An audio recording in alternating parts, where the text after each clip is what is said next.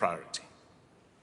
Yet Africa has very little resources to adapt to climate change, as it receives only 3% of global climate finance. But we are not deterred. The African Development Bank is taking the lead in tackling Africa's climate challenges. We will double our climate finance to $25 billion by 2025, and that will make 40% of our total investments in climate. I'm very pleased that the African Development Bank is the only multilateral development bank to have achieved and exceeded parity for adaptation.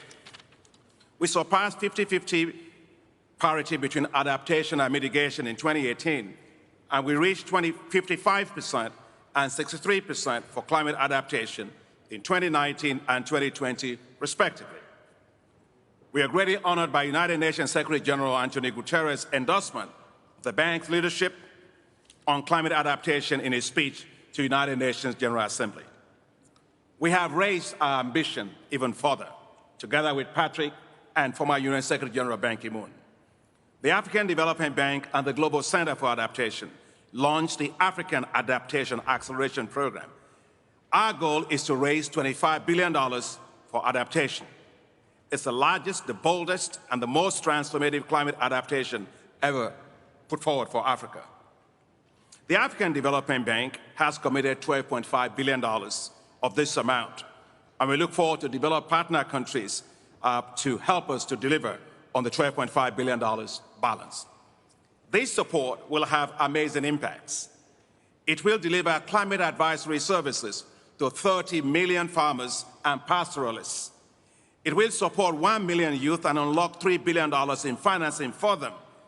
At COP26, just last week Friday, Patrick and I unveiled a $1 million prize for Youth Adapt that was awarded to 10 businesses run by young people on climate adaptation in Africa.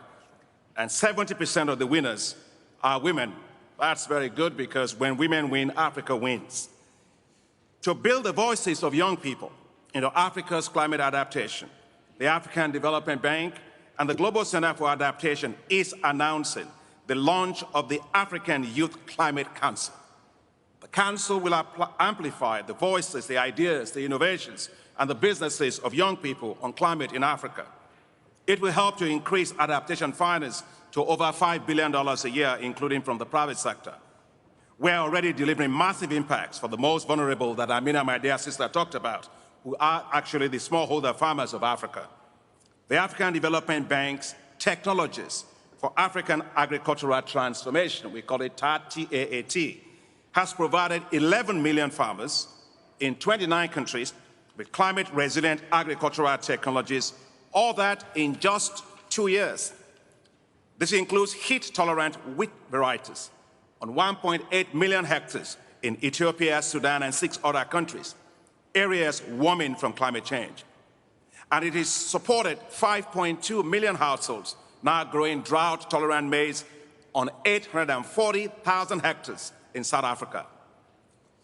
In Southern Africa, to support and deliver support for climate adaptation at scale for farmers and to feed Africa in the face of climate change, African heads of state and global leaders agreed to create what's called the Financing Facility for Food Security and Nutrition in Africa. This facility will work within the framework of the African Adaptation Acceleration Program with the aim of raising $1 billion to allow African agriculture to adapt to climate change. The facility will deliver climate-resilient technologies for 40 million farmers and produce an additional 100 million metric tons of food. This will be enough to feed 200 million people and reduce hunger in Africa by 80%. As I close, let me say, the facility's vision can be summarized in our action slogan, 1 for 200, meaning $1 billion to feed 200 million Africans. The African Adaptation Acceleration Program is Africa's bold solution to climate adaptation. Let's show our support for Africa by providing the $12.5 billion needed to meet the financing target for the program. Goodwill, equity, trust, and support are critical. Let's deliver that for Africa. Thank you very much. Thank you so much, Akin, for your strong words and also for reminding all of us of your three agenda items: action, action, action indeed, and putting women at the center. The next speaker is really speaking to that agenda and approach straightforward. Mari Pugenstu, World Bank Managing Director. The World Bank has been in the adaptation finance arena for many, many years. It was the first one who announced in Katowice a few years ago the 50-50 split. Madam, you have the floor.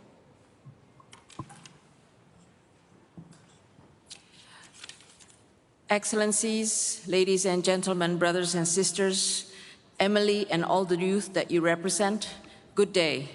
Thank you, Secretary Ban Ki-moon and the Global Center on Adaptation for the opportunity to join you today to put a spotlight on the adaptation agenda. On this 8th day of the COP, Adaptation Day, it's an important moment for our shared commitment to building resilience in climate-vulnerable communities, especially women who are most affected around the globe. We know why. Climate change could push 132 million more people into extreme poverty by 2030. 216 million people will also have to suffer from internal migration across all regions because of emerging hotspots.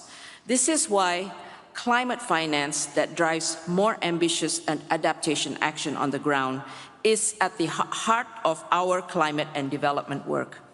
In 2020, the World Bank Adaptation Finance amounted to $9 billion. Also in 2020, the World Bank accounted for over half of multilateral climate finance to developing countries and over 2/3 of adaptation finance. A lot of that goes to IDA, our poorest countries, with grants as well as very concessional terms. This translates into tangible outcomes that benefit people. For example, in Ethiopia, about 900,000 hectares of land is now being sustainably managed, benefiting some 2.5 million people. This work has led to better water access, less soil erosion, improved food security, higher yields, and diversified sources of income, resulting in more resilient livelihoods.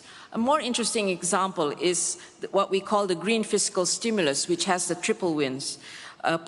Cash for work programs that restore degradation in landscapes and seascapes in various countries, in various of our client countries, achieve a triple win. It creates cash for work for the communities that are being affected by the pandemic, and at the same time, as they restore the land or the seascapes, they're improving their livelihoods and lives in the future, and also, obviously, contributing hugely to adaptation and resilience. But it will take more to deliver real change, as all of you have said. Unlocking private finance for adaptation is essential to growing investment in resilience over the next decade. We have a key role to play in this endeavor. Another example is in Angola, a World Bank guarantee mobilized over 900 million from international commercial lenders to improve access to potable water service, reducing the population's exposure to climate-related shocks and water scarcity. That's an example of public-private partnership. And at the national level, the bank has made concerted efforts to help countries develop and implement financial protection strategies against climate shocks and help countries respond and recover more quickly to disasters. The Adaptation Forward Development approach is rooted in our new Climate Action Plan, which is a guide for our climate lending. 35% of our financing will go for climate, and half of that will go to adaptation. And we are contributing a quarter of this 100 billion that everybody is talking about. And on youth, I just wanted to mention, we have a Youth for Climate program in the bank. They recently created a Connect for Climate Youth program at the pre-COP summit in Milan, and I encourage all youth to also participate in that. We are a committed partner to this GCA and this ministerial dialogue platform as a means to reach our shared goal of global adaptation action that reduces the vulnerability of the millions of people in developing countries. I thank you. Thank you so much, Mary, also reminding us that it is also about access to finance and unleashing the firepower of the private sector indeed. So we heard from framing speakers, global leaders setting the scene. This is a ministerial dialogue, so let's now turn the table and hear from the ministers. It's going to be a little bit of a dance. I would like to invite a set of ministers, the first set, to come to the stage, sit here, and then you make your remarks from the lectern. So the following countries, please. Canada, Denmark, France, Costa Rica, Ghana, and the Netherlands.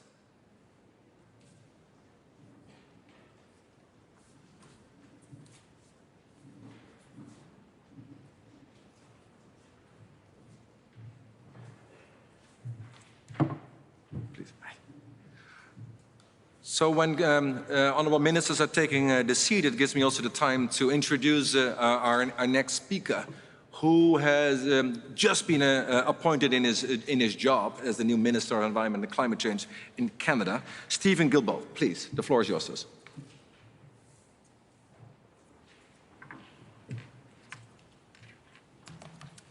Thank you very much, Patrick. Merci beaucoup. C'est un honneur de m'adresser à vous aujourd'hui.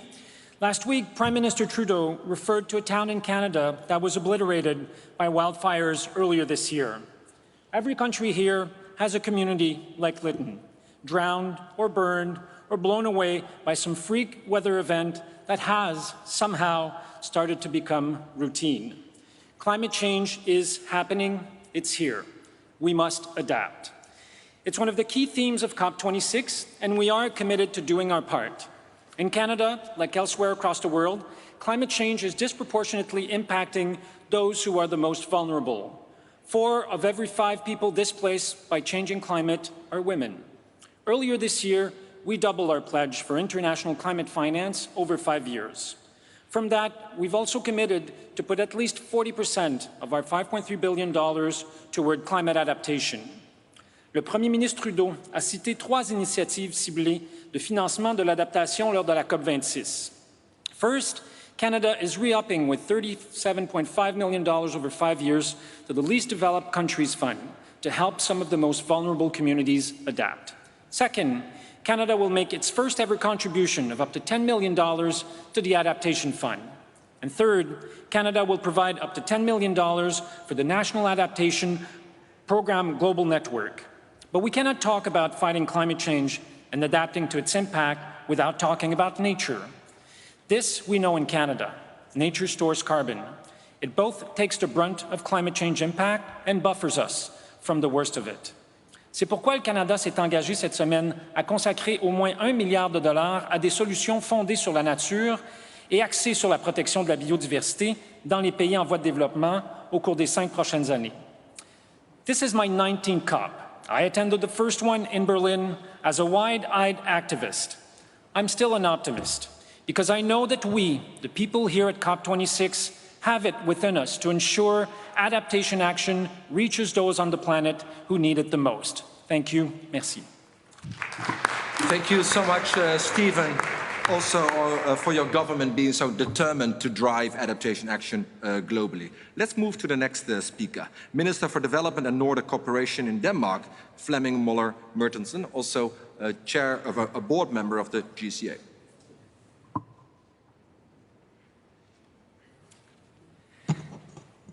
Thank you very much. Climate change is really the defining challenge of our time. The consequences are already disrupting food production and water supply. Coastal zones and cities are threatened, in particular Africa and small island states. The people who are hit the hardest often have the fewest resources to adapt to the consequences. Therefore, it is key that the developed countries collectively raise our climate finance. Denmark will walk the talk to the benefit of the poorest and most vulnerable countries and people.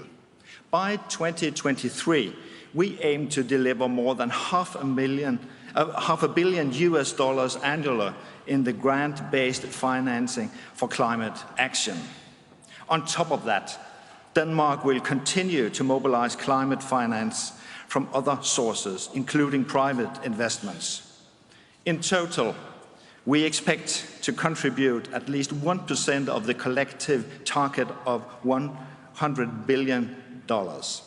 On top of that, I have just launched a pilot scheme with state guarantees. A scheme has the potential to mobilize an additional 450 to 600 million US dollars in the pilot phase. Climate change adaptation is a necessity. Floods, droughts, and cyclones are becoming more frequent. Poor people, crops, livestock, and houses are threatened. This is why developing countries, as well as UN Secretary General Guterres, call for increasing financing for climate change's adaptation. The Danish government is stepping up. We will dedicate at least 60% of our grant-based climate finances to adaptation. We also need to link implementations of adaptation action with inclusion and equality to ensure that we prioritize vulnerable communities, women, and employment creation, not least for young people. We must step up our efforts to assist people in the front line of climate, included catastrophes and devastating weather events. Let's all raise our financing. We need all hands on deck. Thank you very much. Thank you so much, Honourable Minister, also for your government stepping up the share of adaptation finance, and particularly also the grant finance component to it. Very much appreciated indeed. And thank you for your big announcement on this today. Let's move to another part of the world, Central America, Costa Rica. We have with us a bold minister, a very forward-leaning minister, who basically is sort of the adaptation champion, not only at home, but for the whole world. Andrea Mesa, please.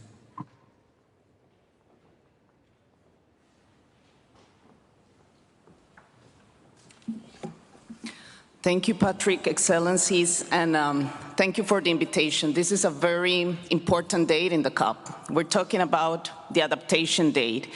And it's so important because probably adaptation is the agenda that will allow us to really address inequality. And we cannot solve the climate crisis if we don't address inequality. So this is a very central aspect, and for this reason, we really appreciate all the commitments that we are hearing, all the work. I see Minister Trevelyan here. Thank you for all your work and what you're doing, because it is critical to attend all the vulnerable regions. And let me share with you some specific data about Central America, which is also a very vulnerable region in the world. Central America has been hit by 2 hurricanes in 2020. First, Hurricane Eta, early November 2020, and then Hurricane Iota, just a couple of weeks after. Eta has been considered one of the worst weather-related disasters in the region in the last 2 decades, and it generated devastated impacts in infrastructures, in lives. And this is just to remind us that it is so critical to not leave any region behind. This is a call for that, to also consider every region when we are addressing and talking about adaptation. And we have the vehicles. We need to generate capacities. We have the national adaptation plans and the adaptation communications. We need to transform them into investment projects, and we need to continue to accelerate the mobilization of investments in infrastructure, in agriculture, and in those areas that are critical. Dry corridor in the region, and also remember that investing in nature is probably the wisest investment that we can do in a more cost-effective manner to generate resilience. Thank you. Thank you so much, Madam Minister, reminding us, let's leave no region behind, and let's work with nature and not against it. Let's go to a different region indeed, Africa. We spoke about it quite a bit. President Adesina already introduced the adaptation imperative for Africa. Let's listen to the Minister from Environment of Ghana, Dr. Kukuhu. Please, you can speak from there. Yeah, speak from the left. Yes.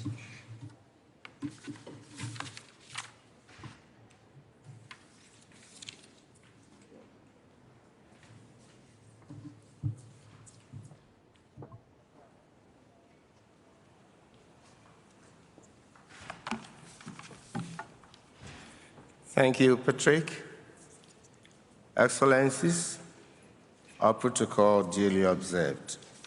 On behalf of my President, as the President of the Republic of Ghana, Nana Addo Dankwa Akufo-Addo, I am pleased to address this high-level climate adaptation and loss and damage day of or at COP26 here. It is important to note that all speakers have been harping on the point that the least emitters are the worst hit, and thus Africa continent. It's very unfortunate indeed, but what do we do? Less species, flora and fauna, have many times upon had a cost to adapt to new ecological niches. Now it is the time of mankind to adapt to a biophysical environment that has been so damaged by mankind himself. So we find ourselves here.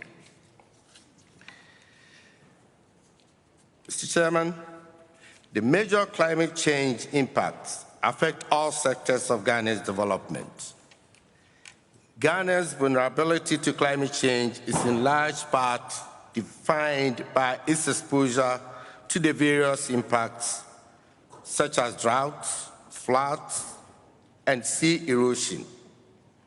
And it has become almost an annual event with great consequences on agriculture, energy production and distribution, water, forestry, among other sectors.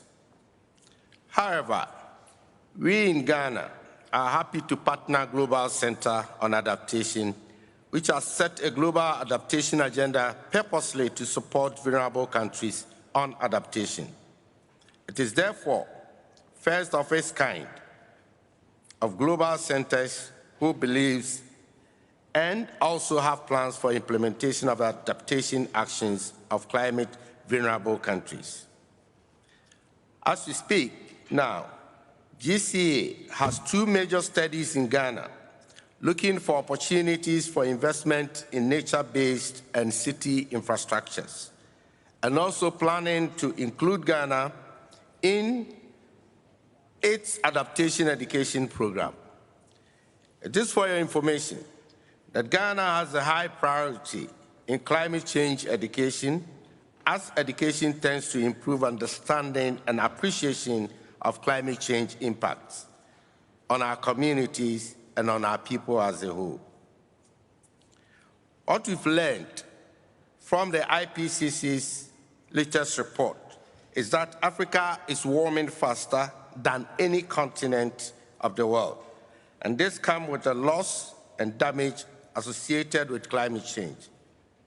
In this respect, Ghana stands with the common positions of the African Group and Climate Vulnerable Forum that major emitters have to come with additional ambition in this COP26 to further reduce their emissions and support the 50-50 adaptation and mitigation balance.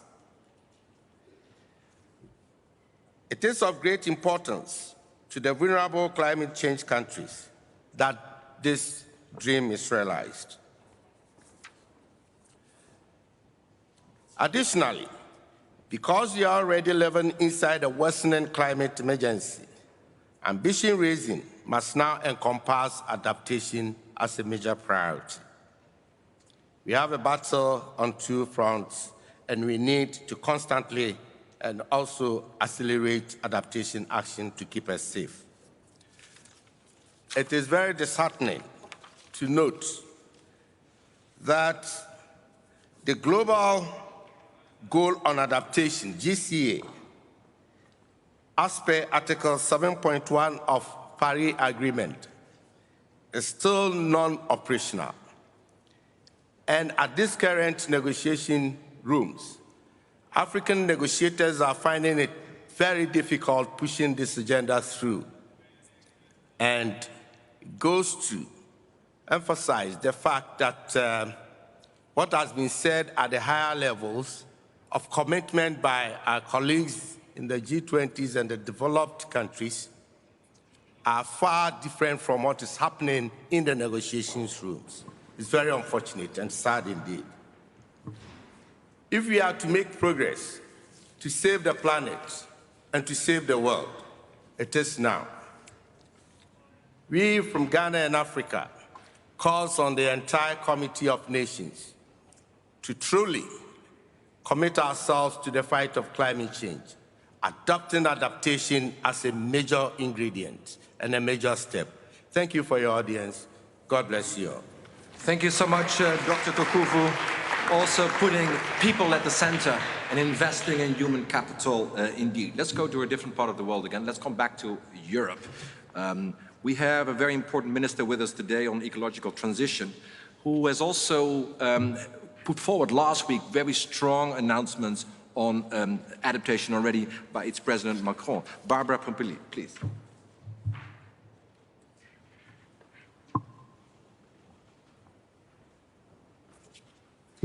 Thank you, Patrick.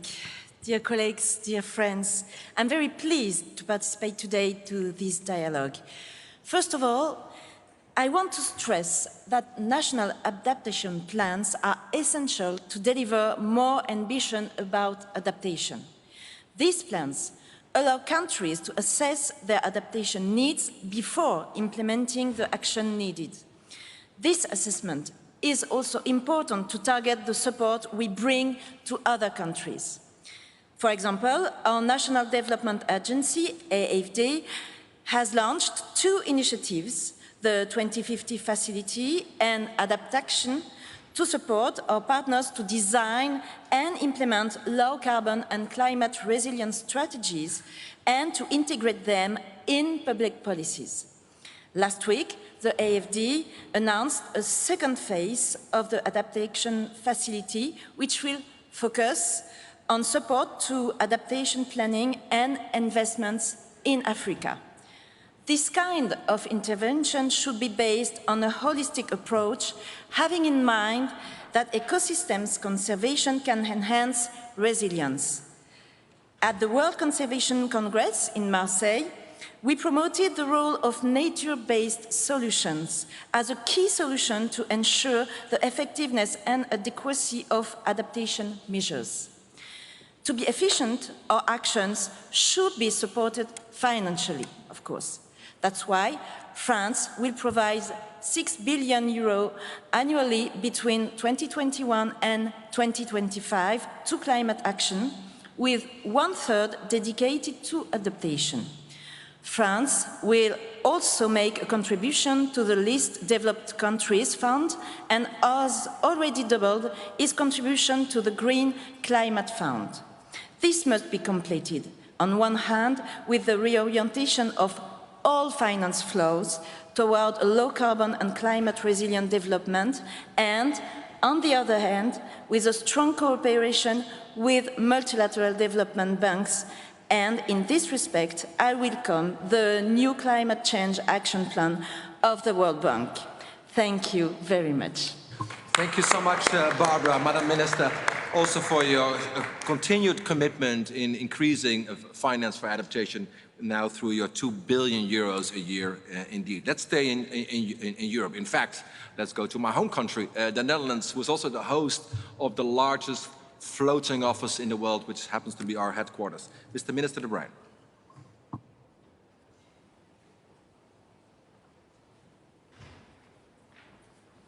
Thank you very much, Patrick. And let me first announce I'm happy that I just signed the declaration on phasing out state support for investments in fossil fuel.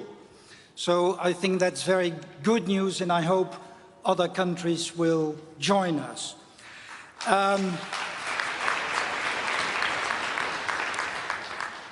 But Chairman, that's not enough, even if it's good news. In addressing the climate crisis, we need to mobilize more climate finance and allocate more towards adaptation. Currently, just 1/5 of all climate finance is geared towards adaptation. Given the urgent needs and profound impacts already being felt worldwide, we need to ramp up investments in adapting to climate change. This is why we support the UN Secretary-General's call to allocate at least half of all public finance to adaptation and resilience. Actually, the Netherlands nearly devotes 2/3 of its public contribution. And in doing so, we focus on reaching the most climate vulnerable countries and communities and address their priorities. But it's not just about sheer amount. We must also improve the quality of adaptation finance, which should first and foremost be needs-based and contain a higher proportion of grants, avoiding further indebtedness of least developed countries. And next to improved quantity and quality, it's also critical to improve accessibility to finance, for example, for women and local communities. Chairman, we see crucial linkages between climate adaptation and the resilience of water and food systems.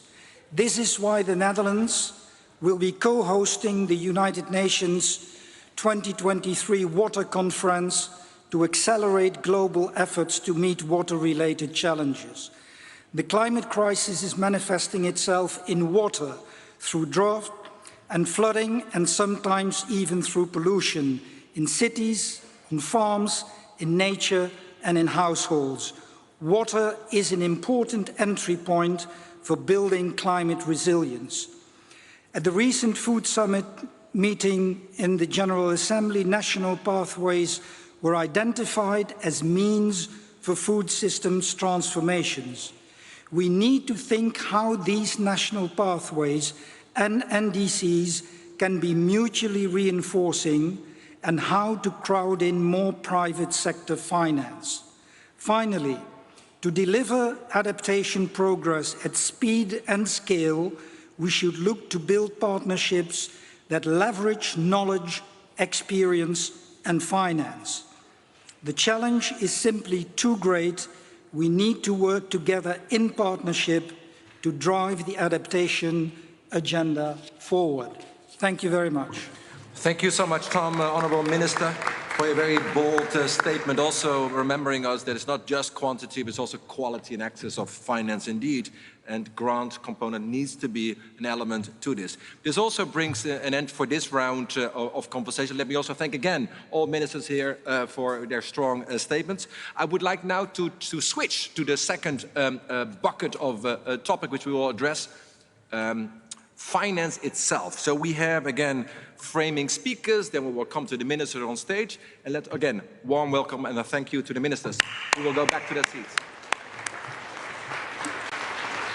It also allows me, knowing we are really rushed for time, and I want to accelerate this meeting in and of itself as well, to our next speaker. I think Andrea Messa indicated we need to think about all regions, not just the North or the South, but also, for example, the Caribbean. So I'm delighted to introduce John Leon, President of the Caribbean Development Bank. John, you're here? If John is not here, we do have Susanne Moorhead with us, the chair of the Development Assistance Committee of the OECD. Susanne? Oh, here, sorry, I was too fast. I'm going too fast. John, great. The floor is yours.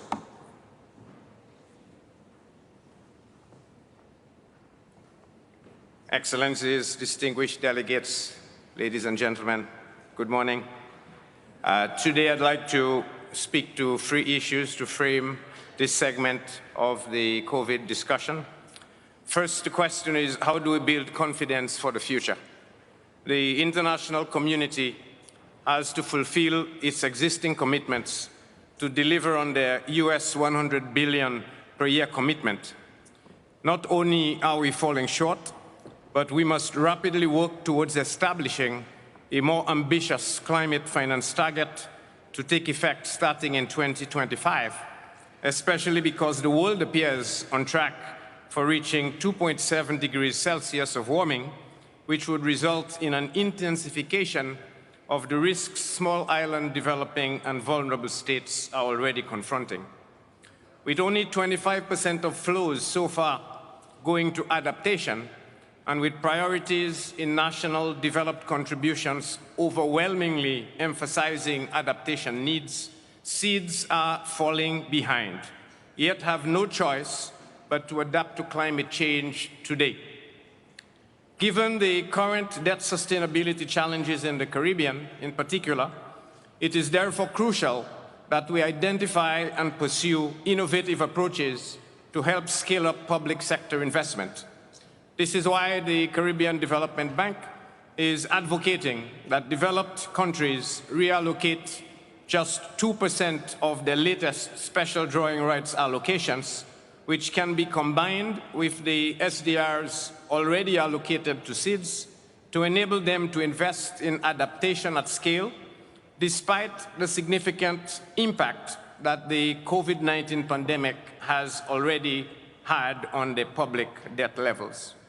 Equally, the private sector should play a key role in scaling up private climate finance. We see need for instruments to facilitate the de-risking of investment opportunities for the private sector, which has ample capital. One option is the development of contingent and variable return instruments that can ring-fence future catastrophic events and incentivize the implementation of reforms through the repricing of financing, conditional on the implementation of reforms, including specific adaptation investments. Second, what are the biggest hurdles vulnerable nations face? One, the identification and development of bankable project proposals. We therefore need human and financial resources to support project identification, design, and development, which are of paramount importance. Availability and access to reliable climate data and information to show how projects will respond to climate change rather than climate variability. In other words, means to address gaps in impact-based forecasting. Indeed, we need to measure better to target better. And therefore, CDB is proposing the development of a recovery duration adjuster to provide a resilience-adjusted measure of gross national income as a means to unlocking lower cost and more concessionary finance for environmental resilience. And third, what concrete strategies should the international community pursue? We need first to crowd in the private sector to focus on shared national and regional objectives. To do this, we can work studiously at partial loan guarantees, first loss guarantees, and other regional innovative instruments to de-risk private sector investment opportunities. These could be used to target regional coastal infrastructure, water systems, and building transportation and sustainable energy opportunities that are vital to our social and economic development and well-being. Second, we need to adopt clear and concrete policy guidance for and improve delivery of programmatic approaches to climate financing as already pursued by multilateral funds like the Green Climate Fund and the Adaptation Fund. And third, to enhance reliability and approval timing of climate finance flows to facilitate the unlocking of additional investment by the public and private sectors. Why do we ask this? Because the ad hoc nature of many climate flows now result in a suboptimal allocation of resources at the program and project levels. In addition, the longer review and approval timelines that we face and vary quite dramatically result in challenges for planned co-financing, sometimes derailing projects and programs altogether. Ladies and gentlemen, I thank you. Thank you so much, Dr. Leon, for your strong words of guidance, what is needed, including bankable projects for adaptation, indeed. Let's move to Susan Moorhead of the OECD, the chair of the Development Assistance Committee, DAC.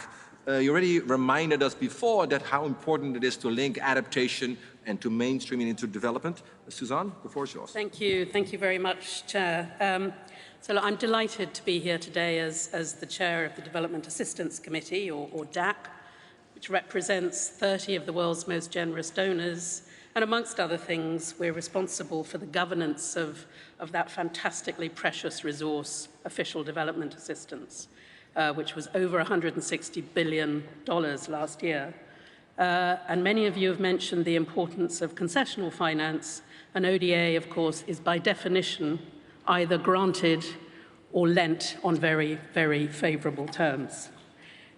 We were asked to talk about concrete strategies. Well, I'm delighted that we agreed a few days ago a landmark declaration in the Development Assistance Committee, which sets out a new approach and vision about how we align development cooperation with the goals of the Paris Agreement.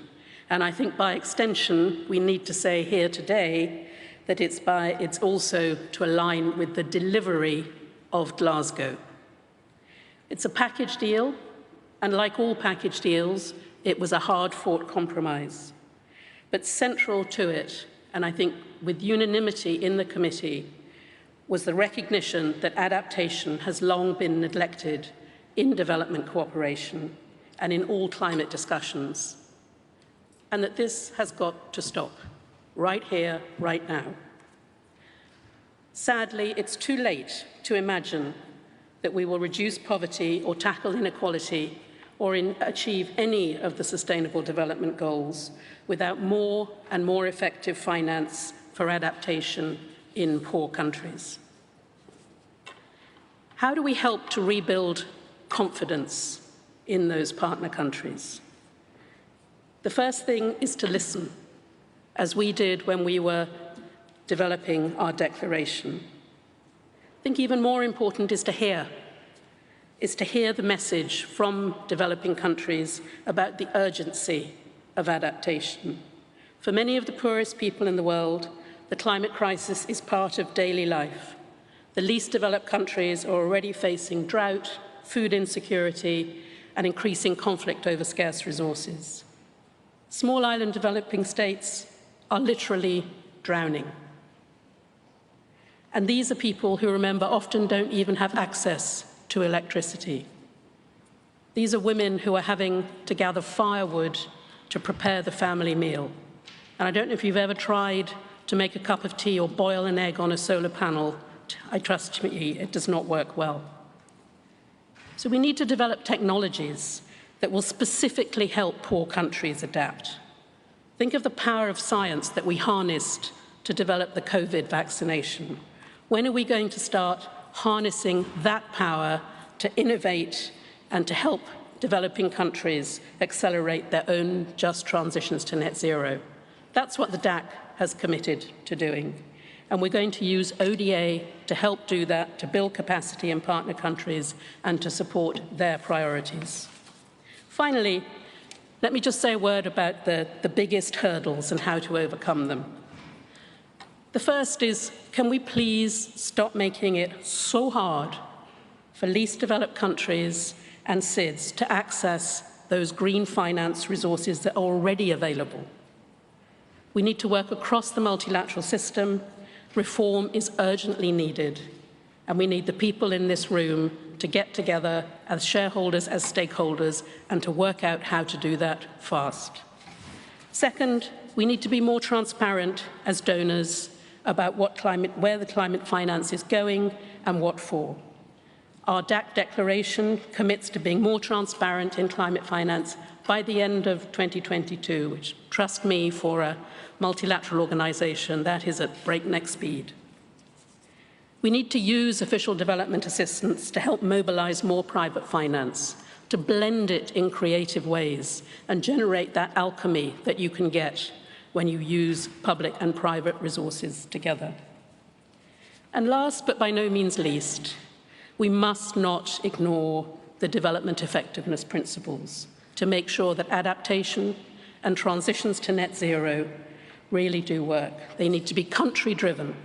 They need to be results-focused. They need to be based on sound partnerships. and accountable and transparent. They need to be inclusive, and they need to make sure that women and girls are at the heart of decision-making and implementation. These are not nice-to-haves. We learnt the hard way that development doesn't work unless it's based on these principles. And adaptation and mitigation will not work either unless they're based on these principles. We don't have time to reinvent the wheel. What we need to do is to build on what we know works and to focus not on declarations now, but on delivering the outcomes that they promise. Thank you. Thank you so much, Susanna, for your bold vision indeed. Also, just a little bit of timekeeping. There are lots of ministers here. We want to hear from them all. So I would like to encourage all of you, focus on a short statement, the key ideas, 2 minutes, and then we can get all these colleagues in indeed. But the next one is Ambroise Fayol, Vice President of the European Investment Bank. Please, the floor is yours. Thank you very much, Patrick. And let me first thank the organization of the dialogue and the UK presidency for this invitation.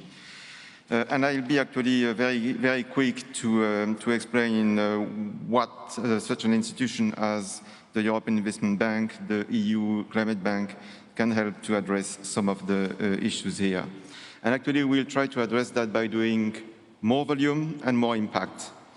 More volume. Here in Glasgow, EIB has announced a tripling of its adaptation finance by 2025. And for us, it represents a significant increase and an important contribution to accelerating adaptation investments across the world. And second, more impact. We will be able to overcome the structural barriers to investment in adaptation only if we can increase also the impact of our finance. And for that, we will scale up investment for physical capital, natural capital, and human capital. And let me just give a few examples of those three. On physical capital, we will support investment in physical capital, in particular in cities, to help manage floods, to protect critical infrastructure related to water, agriculture, energy, transport, and health from more extreme weather. We've done that in Mozambique for the reconstruction and enhanced resilience of the water supply and wastewater infrastructure destroyed by the cyclones 2 years ago. We'll also support higher risk activity associated with innovative products and technology, and we think this is actually what the public bank has to do. For example, we are investing in the Climate Resilience and Adaptation Finance Technology Transfer Facility, CRAFT, with the first private sector fund dedicated to invest in growth equity in companies in Asia, Africa, and the Americas that provide data, tech-enabled services, and products to manage the risks and impacts amplified by the climate change. We are going to increase our investments in the resilience of ecosystems that can help protect cities by reducing water runoff, creating natural barriers to flooding, and a reduced extreme heat in the urban environment. Nature is part of the solution. And finally, in terms of human capital, we also need to be smarter and invest in human capital. We are part of the AAAP initiative that is led by the African Development Bank, and that is also your initiative, Patrick, at the Global Center of Adaptation. And we also are implementing the City Climate Finance Gap Fund that is supported by the German and Luxembourg governments. And together with the World Bank, we will help cities across the globe realize their ambitions for both climate resilience and low carbon development by offering technical and advisory services for early stage preparation and planning. I will close here, but not without saying a point that Susanna just made, that in our strategy for adaptation, we will pay special attention to the least developed countries and the small island development states that need certainly our support. Thank you. Thank you so much, Ambroise, for your very strong words and also committing the EIB for even doing more in the near future. We're going now back to the ministers. We are behind time. I mean, yes, I'm doing not a great job as a moderator. Let me just invite ministers and representatives to come to the stage as follows. United States, Fiji, Colombia, Peru, if you can come to the stage, colleagues, Somalia, Japan, and UAE. If you're here, great.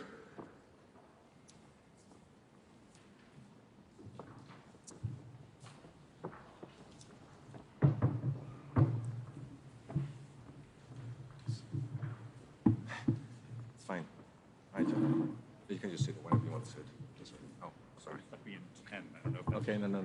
You're going to be the first, though.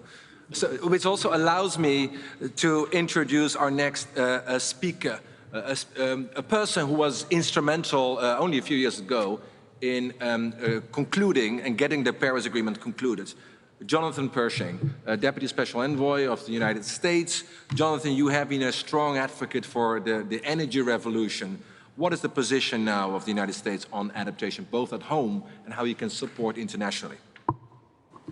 So thank you very much. It's really a great pleasure to be here and to be on the podium on this particular, at this particular event. I think as all the speakers before me have laid out, the importance of this dialogue cannot be understated. The collective raising of ambition to manage the impacts of climate and to adapt more effectively is absolutely central. I really wanted to highlight only a couple of comments because the time is extremely short. The first is to speak to some of the questions that we've got on the table, and I'd like to start with the issue of trust. It's quite clear that the only way we can rebuild that trust is if we provide resources, in particular to those hit the hardest and have the least capacity to adapt. And to this end, last week when President Biden was here, he announced a major new program, the President's Emergency Plan for Adaptation and Resilience. It's got a nice acronym. It's called PREPARE. It fits perfectly in the model of what we are trying to do. And he committed to $3 billion a year in adaptation finance for this agenda. I hope that that's a down payment on the kinds of things that we can deliver. But it's good also to think about the specifics. What are the concrete actions coming both to the hurdles and to how we overcome them with explicit steps? We've got programs in transferring knowledge, programs in helping plan and prepare to better adapt, and programs to facilitate additional resources moving into the system. On the knowledge side, we are looking to help all countries deepen their understanding of the risks, the vulnerability, and the solutions. On the plans, we're looking to help elevate and mainstream adaptation across sectors. And on resources, we are looking at bilateral and multilateral funds across the board. And these will be part of specific projects like resilience programs in Life AR, like the CRAFT program for technical assistance for resilience, and like low-income and SIDS programs for the islands and least developed countries. We look forward to our participation and to our engagement with you all. Thank you. Thank you so much, Jonathan. Also, congratulations for President Biden for his strong leadership on this particular agenda, indeed. Let's move to the next speaker. We have heard from ministers of environment, a minister from development cooperation, but it's also vital to get ministers of finance and ministers of economic affairs engaged in this debate, indeed. So we have our next speaker, Aya Sayed Kayoum. Please, the floor is yours.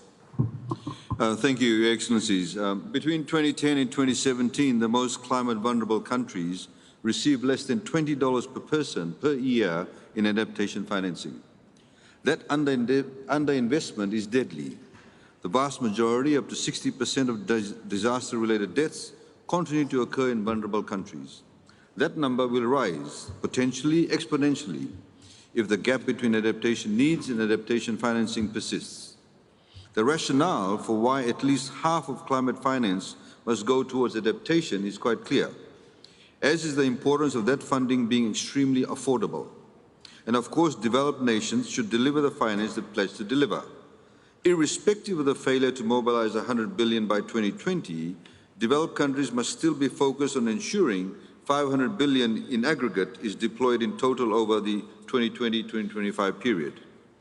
We can rebuild confidence and trust between nations if we act now to prevent those failures from becoming precedent and get to work reshaping and rethinking the international climate financing regime. We have a clear performance indicator, whether or not finance flows to the most climate vulnerable countries.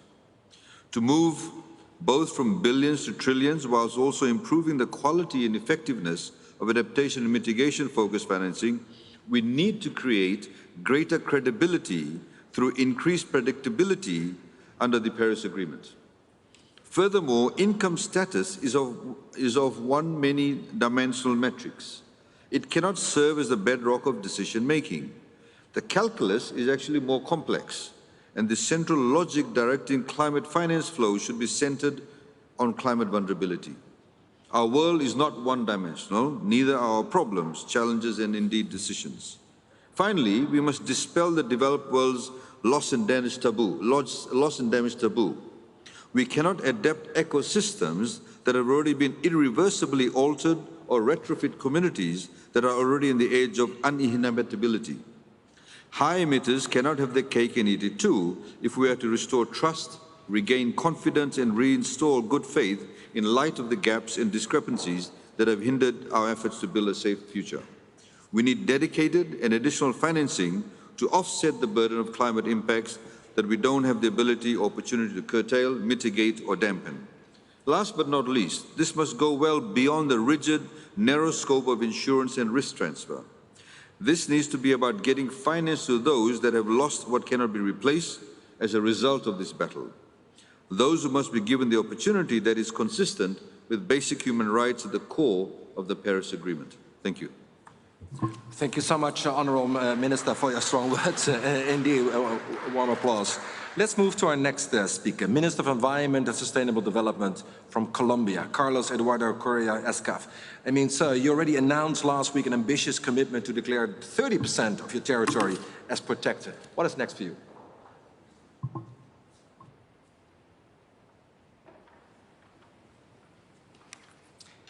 Your Excellencies, good morning, all the audience. So we have been summoned here today to highlight the relevance of adaptation.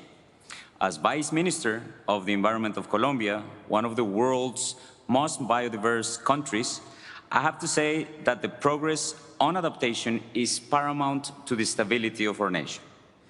And I don't state this lightly. 70% of the water consumed in Colombia comes from our páramos, a unique high mountain ecosystem, highly endangered and vulnerable to climate change, and one that urgently needs financing to develop direly needed adaptation measures. For that reason, President Duque launched the Global Alliance on the Páramos.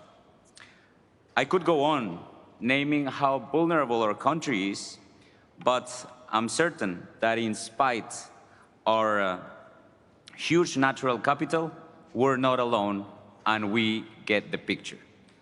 Minister Mesa was mentioning how hurricanes Eta and Iota heavily damaged not only Central America, but also the Colombian Caribbean. So I'm preaching to the choir, I know that, and I'll spare you the time. So allow me rapidly to address 4 key issues that we request make significant progress on the negotiations here held in the surrounding rooms on Glasgow. The first issue is quantity. The most recent reports from Oxfam and the OECD and other independent reports have stated that the maximum level of mobilization of resources has been $80 million. Meeting the pledges of $100 million is the only way to regain confidence. The second issue is quality. The combination of financial instruments used on the mobilization of resources relies heavily on loans, leaving a disproportionate amount on ratio to loans and donations.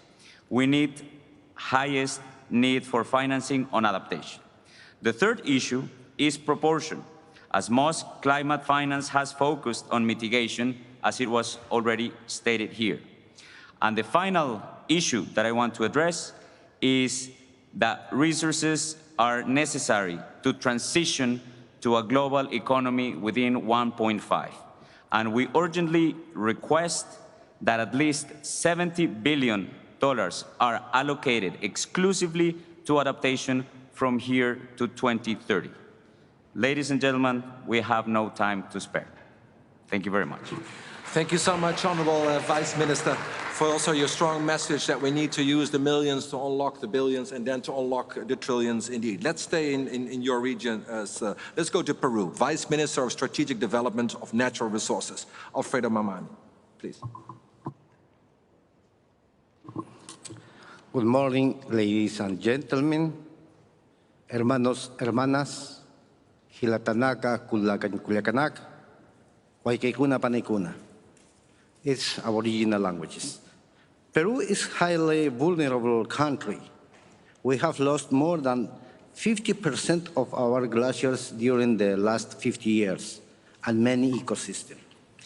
Peru has already presented its NDC, where priority action on climate change were identified to achieve carbon neutral and climate resilient development in adaptation. We have identified 92 measures that cover areas such as water, farming, forest, fishing, aquaculture, health. In addition, work is being done to develop measures in tourism and transportation.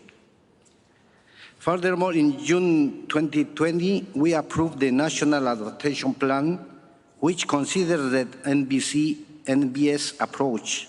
It's a guiding document for adaptation in Peru for 2030 and 2050. In addition to identifying and document and planning adaptation objectives, public and private, domestic and international financing sources, and adaptation were analyzed. In this complementary manner, we will complete our climate finance strategy this year. This instrument will include estimation of financial needs, strength, resource mobilization, and identify access to financial opportunities for the implementation of NDC, taking into account the particularities and main challenges of the country. Following this experience, we recognize that it's important that climate finance providers and intermediates recognize the initiative aligned to the achievement of the country's NDCs and EIP and facilitates the implementation of this effort. Adaptation is our priority. Climate change is affecting all of us, nature, population, and goods. Indigenous people and women are our best partnership. We need to act now. We need your support. We can save the planet together. Thank you. Thank you so much, Alfredo. Honorable Vice Minister, for your strong words indeed, also reminding us how important it is to have the NAPs aligned with domestic financial resources and international financing flows indeed. Let's go back to Africa, Somalia. Minister of Planning and International Cooperation of Somalia, Sir Gamal Hassan. You, of course, you're battling with drought and other challenges. How can we help? Please.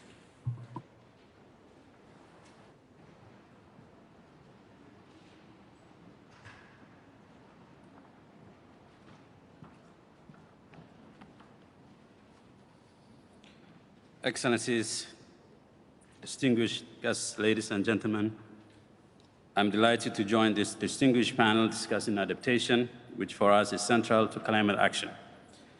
Somalia is among the most vulnerable countries to effects of climate change.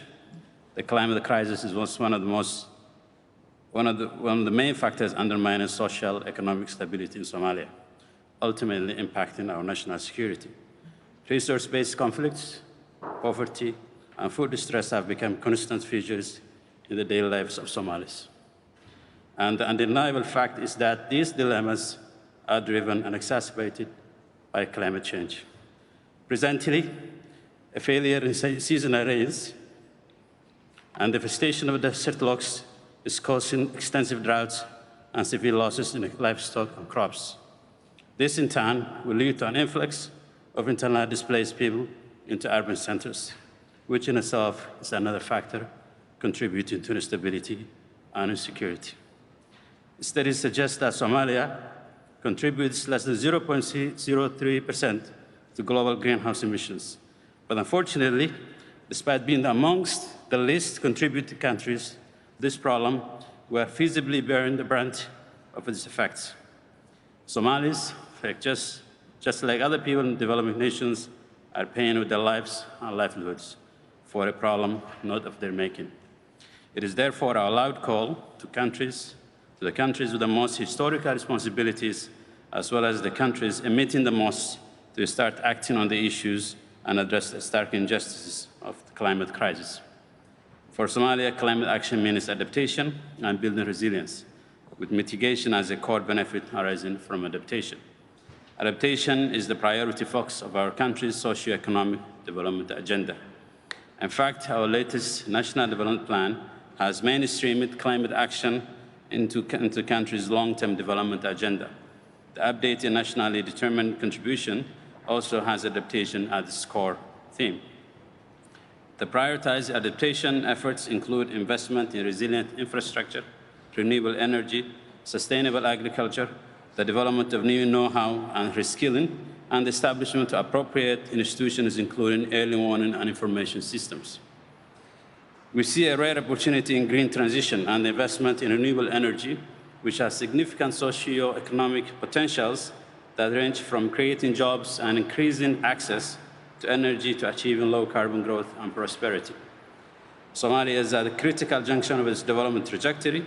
We are at the stage where we are rebuilding our institutions and our core infrastructure. And in this process, we are fully committed to a just transition that's based on social dialogue to increase investments in a just and inclusive development process. We firmly believe that the adoption and sustainable use of all forms of renewable energy in the pursuit of sustainable development makes it possible to meet long-term climate goals while reaping the full socio-economic benefits along the way. These and other investments are prerequisites to any mitigation efforts for the recurrent humanitarian emergencies and the worsening effects of climate crisis on our country. Our priority adaptation actions require resources and investments far beyond what our country can afford, and the financial flows to support the adaptation actions remain far below expectations. We need scaled up and predictable adaptation funding with commitment to reach equal allocation to adaptation and mitigation as soon as possible. We need to allocate proceeds from market mechanism activities under Article 6 of the Paris Agreement to the adaptation financing in developing countries. We need to agree to a program to improve access to adaptation finance, including by reducing procedural complexities, in particular for vulnerable developing nations like ours. And we need special support to the most vulnerable conflict-affected countries like Somalia. Let us keep the many promises and pledges made and get financing down to where it matters most. As the COVID pandemic has shown us, the problems of the world are interconnected.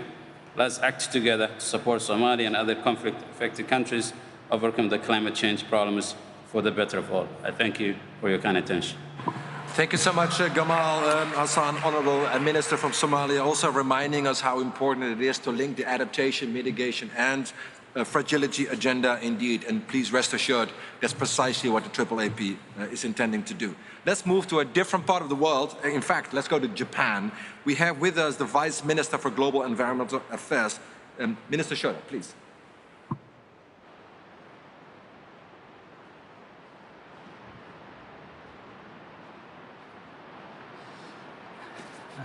Good morning or afternoon, everyone. It's my honor to deliver a speech on behalf of the Ministry of the Environment, Japan. Japan promotes adaptation measures to cope with climate change impacts, such as weather disasters, based on Climate Change Adaptation Act, formulated in 2018. I'm pleased to say that the new National Adaptation Plan, based on the latest scientific evidence, was developed, and its summary was submitted as adaptation communication to the UNFCCC on October 26. Japan is also focusing on improving adaptive capacity around the world.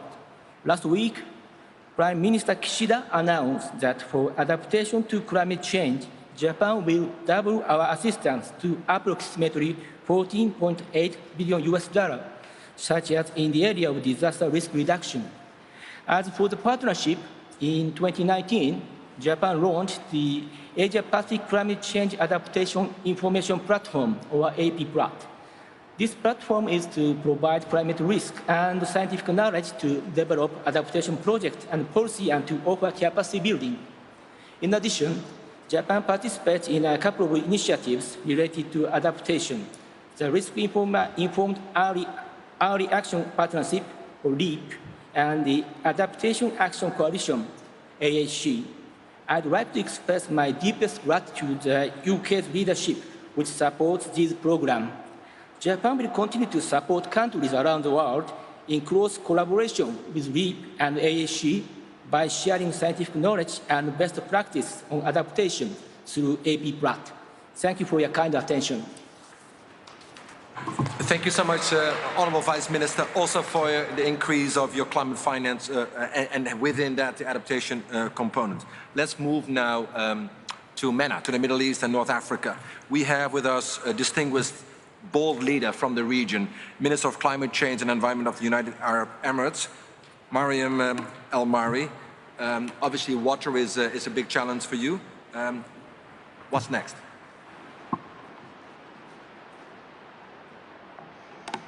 Wonderful. Good morning, good afternoon, good evening, everybody. Thank you so much. As we have already heard from many of the esteemed speakers today, well-directed finance plays a key role in the successful execution of national climate change adaptation programs. And for financing to be efficient, financing should focus on solutions that are naturally available to countries. As we can hear, the rain, Scotland is blessed with a lot of rain. In our country, for example, we don't have rain, but we have a lot of sunshine. So the UAE is keen to leverage nature-based solutions to mitigate and adapt to the impacts of climate change. As we are a coastal country, believe it or not, we do have forests. We have mangrove forests. And so we want to seek and harness the power of our blue carbon ecosystems, including mangrove forests, salt marshes, and seagrass meadows. Mangrove forests, as you may know, protect our coast from rising sea levels and storm surges and provide critical habitats for biodiversity. They also serve as an effective carbon sink. So the UAE right now is home to 60 million mangroves that form forests spanning 183 square kilometers and capture 43,000 tons of CO2 annually. So to maximize the potential of our nature-based climate solutions, we proactively work to expand our mangrove cover. Last year, we submitted our second NDC that included planting an additional 30 million mangroves by 2030. Now today, I am proud to announce an important enhanced step. We've done a lot of financing in renewable energies to capture the power of our sunlight that we receive 365 days a year. And now we want to strengthen our blue carbon ecosystems even more. So the UAE will now target an additional 70 million mangroves on top of the committed 30 million mangroves, making our new mangrove planting target 100 million by 2030. So, thank you. Thank you. So in doing so, what are we doing? We're going to be expanding our mangrove forest area to 483 square kilometers, and we'll be able to increase the CO2 sequestration rate to nearly 115,000 tons per year. Ladies and gentlemen, making nature our ally must be priority for us. And working closely with the NGOs and the private sector, we will fulfill this commitment to safeguarding the sustainability of our mangrove forests and making nature our partner. Thank you very much. Thank you so much, Madam Minister.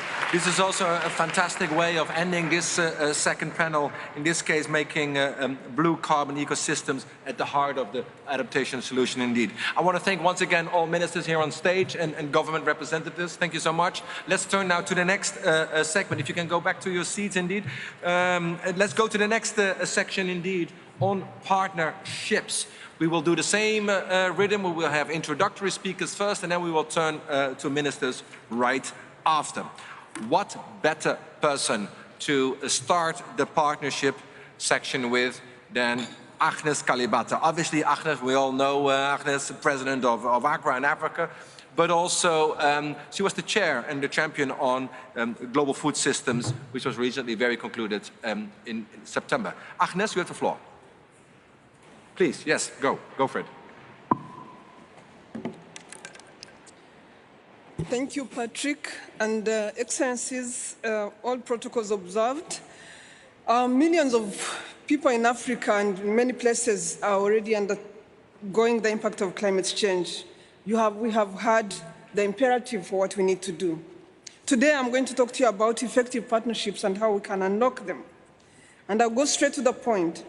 First of all, we need to build on the work of the Food Systems Summit that has just ended, where 165 countries put forward pathways, which pathways look at planet, food, and economies and have solutions that bring this for the first time together.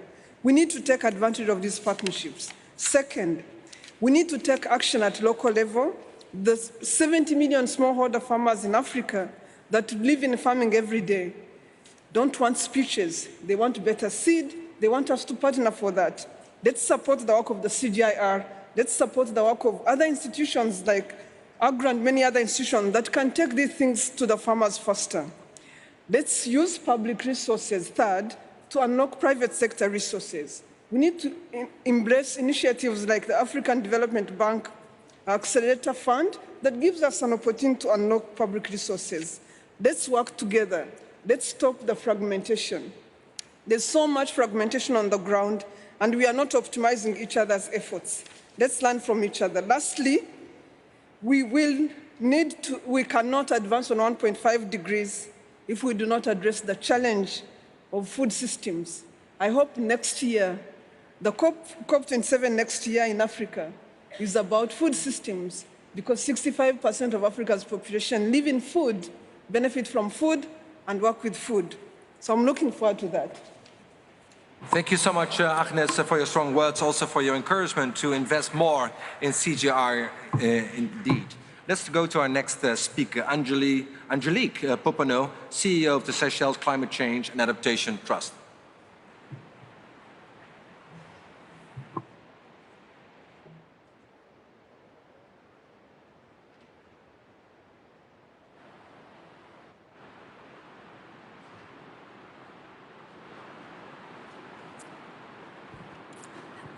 Good afternoon, Excellencies, ladies and gentlemen.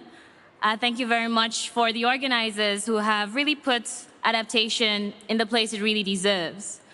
As the CEO of the Seychelles Conservation and Climate Adaptation Trust, a conservation trust fund with its origins in a public-private partnerships for the first ever debt for ocean conservation and climate adaptation swap.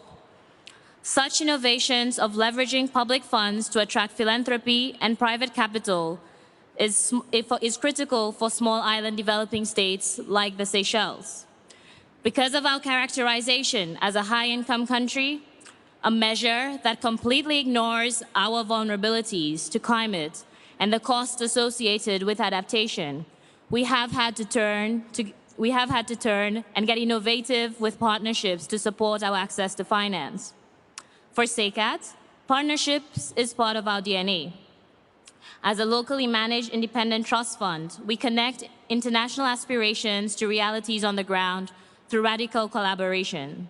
One such example is our most recent endeavor to support the government of Seychelles to integrate blue carbon in our nationally determined contributions, leading to the ambitious nature-based solutions commitment, because nature-based solutions are equally key for adaptation as well.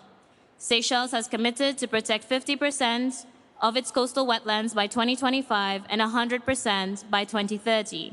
This initiative brought policymakers, scientists, academics, communications experts, NGOs, financiers, all to bring the importance of coastal wetlands, in particular seagrass, to all Seychellois households. Now, all Seychellois understand the importance of seagrass for our resilience of our fisheries and tourism sectors, for supporting biodiversity, and of course, their carbon stores. Finally, the elements to success are clear: political leadership, inclusivity, meaningful and sustainable partnerships, and finally, sustainable finance. Thank you. Thank you so much, Angelique, for your strong words indeed, and your focus on actions. Let's move to John Haley. John, obviously CEO of the Wills Towers Watson, also very much focused on the action space. Many of the speakers spoke about unleashing the power of the private sector. What can we do?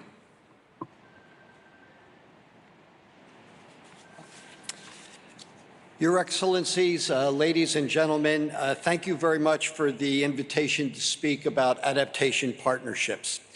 Now, following years of sustained effort, climate resilience and finance are finally experiencing some real breakthroughs. The climate resilience emergency is driving shared realities and mindsets that are helping us adapt faster and at the scale required. We've seen some major announcements in Glasgow from public-private groups, including the Insurance Development Forum and the Ocean Risk and Resilience Action Alliance, as well as the multi-stakeholder Global Resilience Index Initiative, which is launching as I speak. Back in 2019, at the UN Climate Action Summit, we launched the Coalition for Climate Resilient Investment, or CCRI. CCRI's mission is to deliver practical solutions for better pricing of physical climate risks in investment decision-making. And CCRI's solutions cover two critical areas of decision-making. The first is national planning, or systemic resilience, and then asset design and structuring. During the last 2 years, we've had an ever-growing coalition of governments, of civil engineers, investors, climate analysts, and rating agencies, all working together to try to crack the code in these areas. And today, we're now in a position where we're launching two important solutions. The first is a national economic prioritization tool in Jamaica. We developed this in partnership with the government of Jamaica, the UK government, the Green Climate Fund, and the University of Oxford. This tool is going to inform national adaptation plans by guiding governments to the most efficient investments. It's going to protect all aspects of national value: social, biodiversity, and economic. And we plan to expand the use of this tool to many other countries over the coming year. Second, we're moving our attention from the regional scale, and we're focusing on the bridge, the road, and the hospital.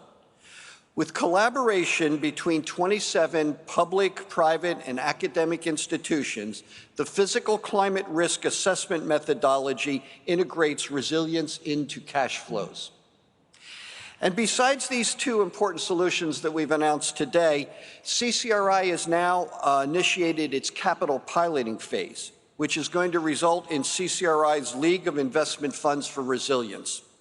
This series of investment solutions will apply CCRI solutions toward resilient investments across critical regions, and it's committed to raising at least US $5 billion by COP27. Here in Scotland, 245 years ago, Adam Smith introduced the invisible hand that shapes the wealth of nations. Now, through system-wide partnerships, we're forging the tools it needs to protect all of us in the climate decades ahead. Thank you. Well, thank you so much, and also, John, for your leadership on CCRI and developing, indeed, very concrete tools, such as in Jamaica, and replicate that into other contexts and other regions as well. We're going now to the last bucket of speakers from ministers and vice ministers, particularly on the partnerships component. I'm taking a little bit of a risk here because we do have a hard stop at 1 o'clock. So I'm inviting the following ministers to stage, but please be as short as you can so we really can live up to that 1 p.m. Drop that deadline. So we're inviting to the stage Sweden, Slovenia, Tuvalu, Namibia, Senegal, Nigeria, Kyrgyzstan. Please, you can join me here on the stage.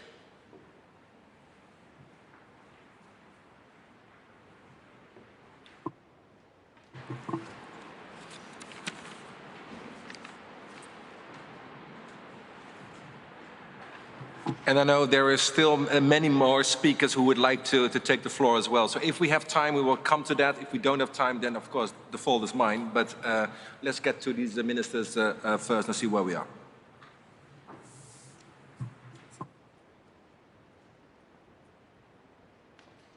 So let's go to the first speaker of this panel on partnerships, right? We need to forge partnerships or use existing partnerships to the better. We have a very important speaker with us, Minister for International Development Cooperation from Sweden, Per Olsson Fridh. Please, the floor is yours.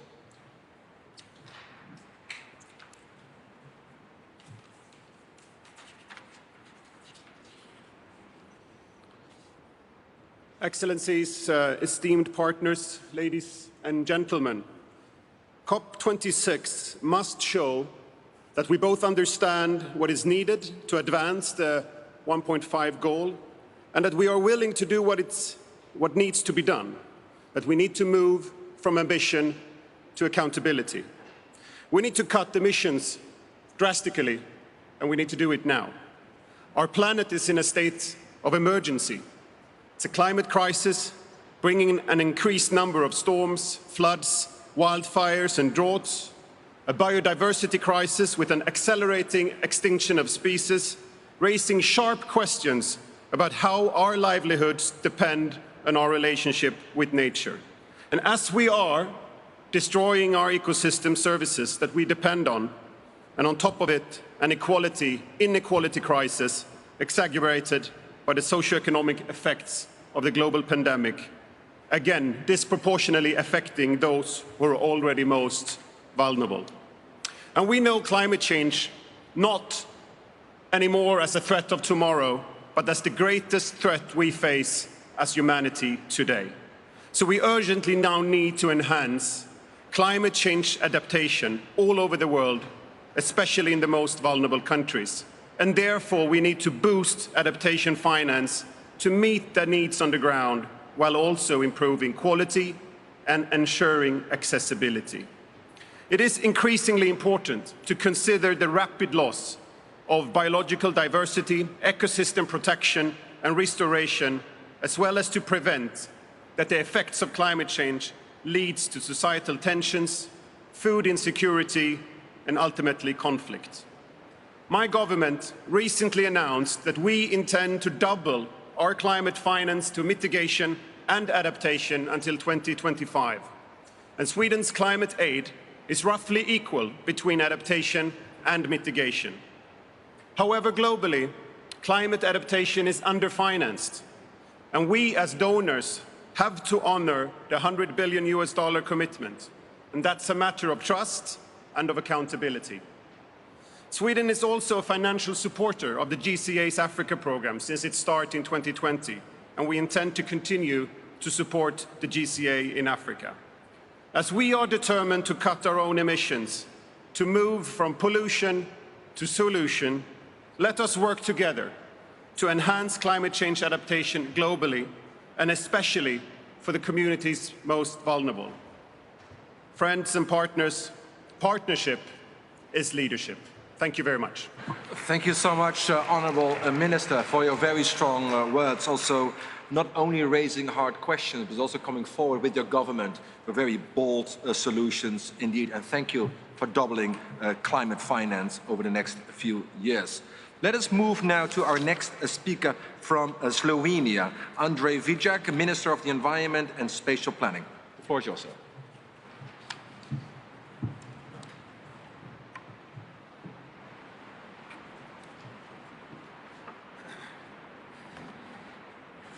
Dear ministers, distinguished delegates, there is a growing awareness that climate mitigation and climate adaptation are two sides of the same coin. We have witnessed a number of extreme weather events also in Europe, confirming that warnings of the last IPCC report. In the beginning of this year, the EU presented a new adaptation strategy with the vision of the Climate Resilience EU by 2050. We believe that stepping up international action and strong multilateral approach is the key. The EU and member states intend to increase support for international climate resilience and will continue to support partner countries to adapt to climate change, including with approaches to avert, minimize and address loss and damage. In addition, the EU has just adopted the EU Adaptation Communication, which showcases a selection of good practices, action and lessons learned.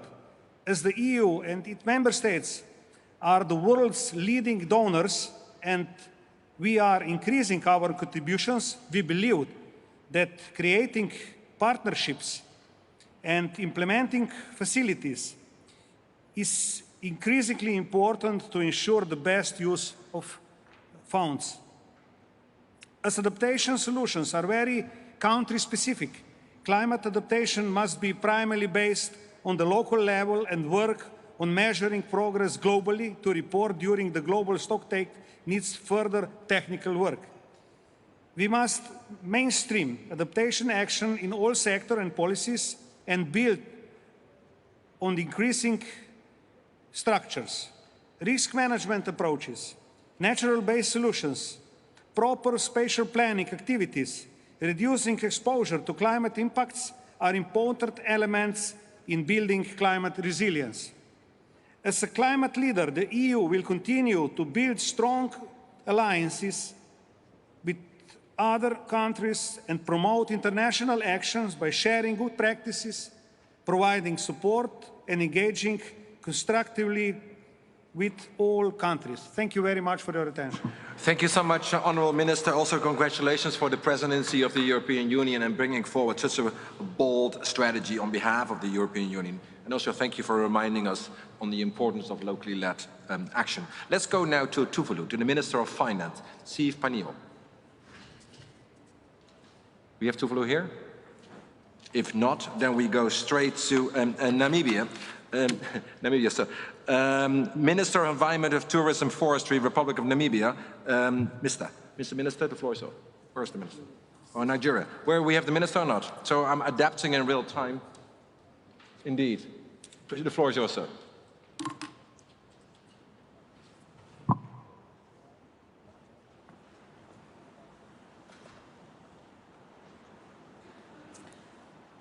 Director of Proceedings, Your Excellencies,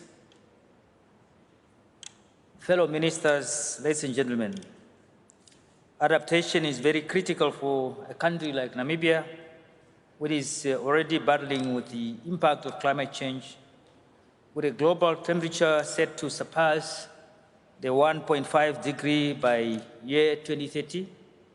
Climate change models and the latest IPCC reports have predicted that at 1.5 degrees increase, the impact of climate change in Namibia is greater than the global average.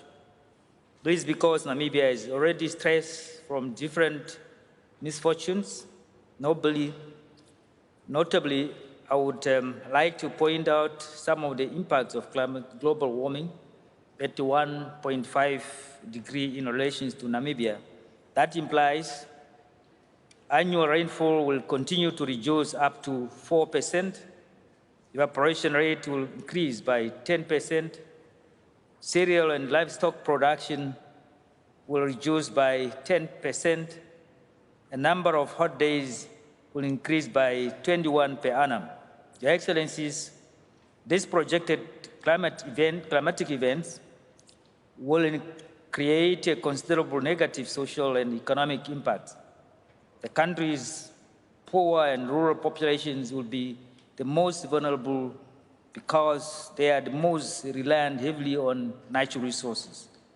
We are therefore calling on negotiators at this COP, and particularly the developed countries, to provide clarity on how they will ensure that a minimum of 100 billion US dollar in climate finance is achieved by 2024. Namibia supports a scale-up financial goal that is based on the needs of developing countries to support the implementation of the NDC in order to reach net zero emission trajectory as soon as possible, while striking a balance of allocation between adaptation and mitigation through significant increase of grant-based, not loans burden developing countries. Furthermore, processes to access this finance should remain easier for the developing countries to access. Namibia's NDC, as well as the adaptation communication, are very elaborate on the adaptation interventions that we have set ourselves to achieve. We can only realize these goals if trillions of dollars are channeled to adaptation to implement nature-based climate solutions or the protection, restoration, and improved management of ecosystems that can contribute 37% of the required emissions reduction needed to reach Paris Agreement targets. Thank you for humble attention. Thank you so much, Honourable Minister, also outlining the scale of the challenges, but also looking forward on how we can address this collectively. Let's move now to the Minister of Environment and Sustainable Development, Republic of Senegal. Honourable Minister, Abdou Karim Sil.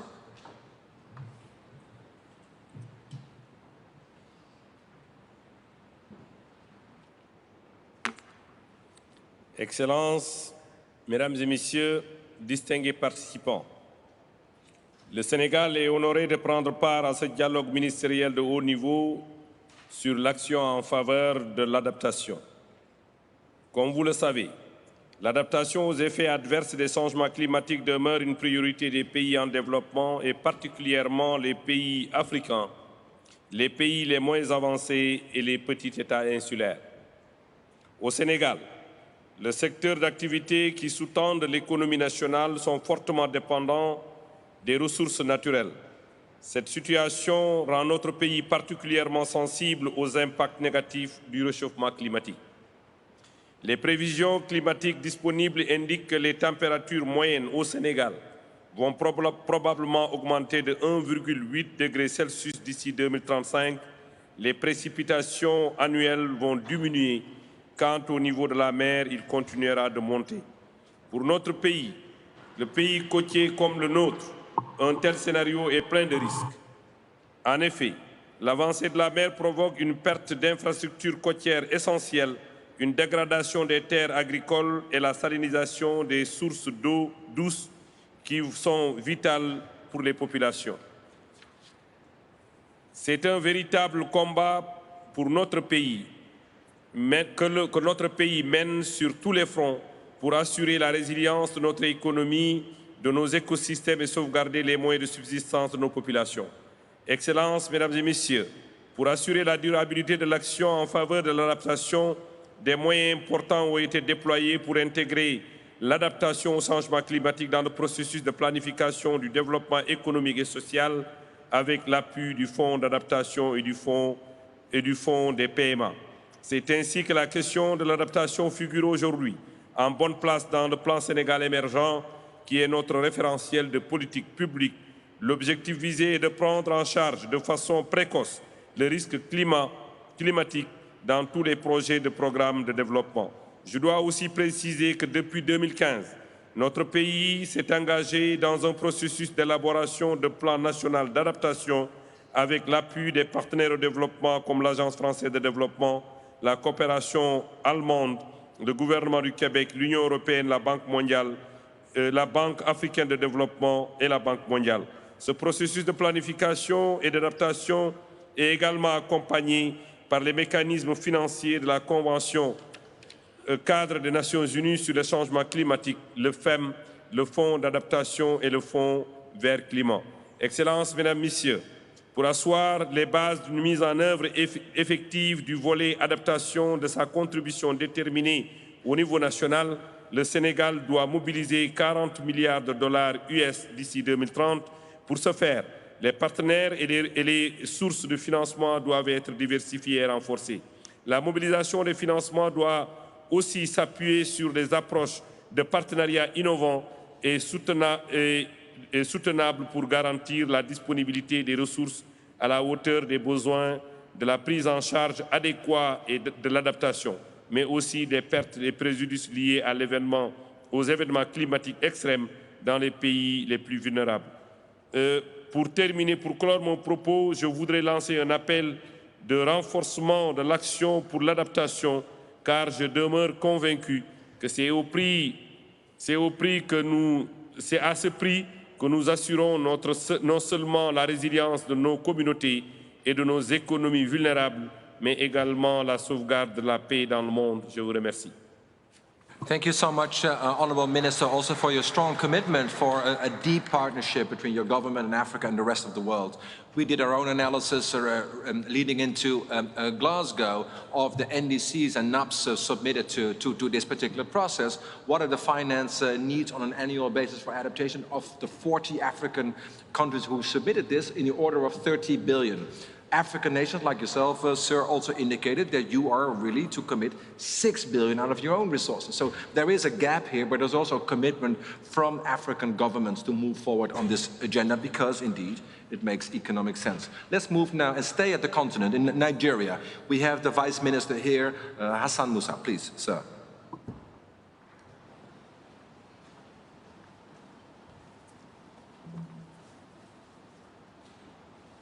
Your Excellencies, distinguished delegates, it gives me great pleasure to stand here before you on behalf of the Federal Minister of Environment, Minister, Federal Republic of Nigeria, Sharon Ikeazu. The search for solutions to impacts of climate change has intensified globally as world leaders continue to take steps towards tackling the effects of climate change.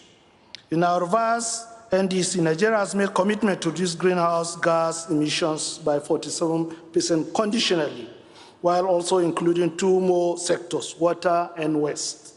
The NDC made provision for adaptation actions, which are particularly important for developing countries like Nigeria, who are worst hit by consequences of climate change. Adapting to climate change means taking action to prepare for and adjust to both the current of climate change and predictable impacts in the future. In our course of adaptation, Nigeria has developed the National Adaptation Strategy and Plan of Action on Climate Change.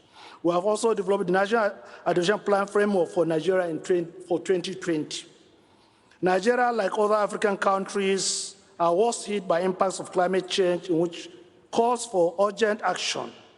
We request international partners and developing countries to make more funding, not only by promise, but by releases, because it's now very difficult to get these funds.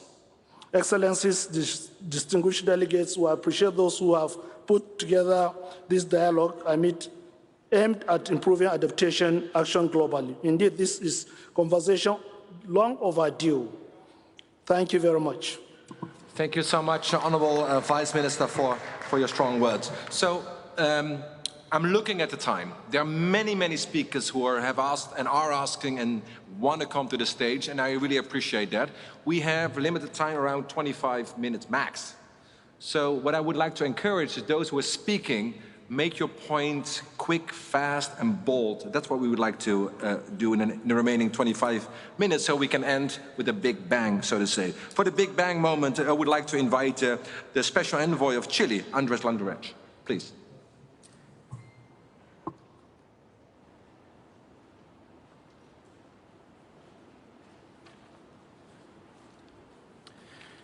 Dear ministers, colleagues and friends, climate change is the most severe challenge that humanity will face this century. Fighting it urgently is a global ethical imperative. And this is a fight on 2 fronts, through mitigation by decarbonizing our economies, but just as importantly, by adapting our economies to our changing climate by building resilience to the extreme weather events that are already disrupting livelihoods around the world. In Latin America, we know this very well as a region of particular vulnerability. Adaptation is no longer optional, but unavoidable. However, the adaptation implementation gap is significant at a global scale, and particularly in developing countries, as the impact of climate change increases. Climate change exacerbates the severity of water crisis with serious implications for human health and economic security. If the world continues its current path, projections suggest that we may face 40% shortfall in water availability by 2030.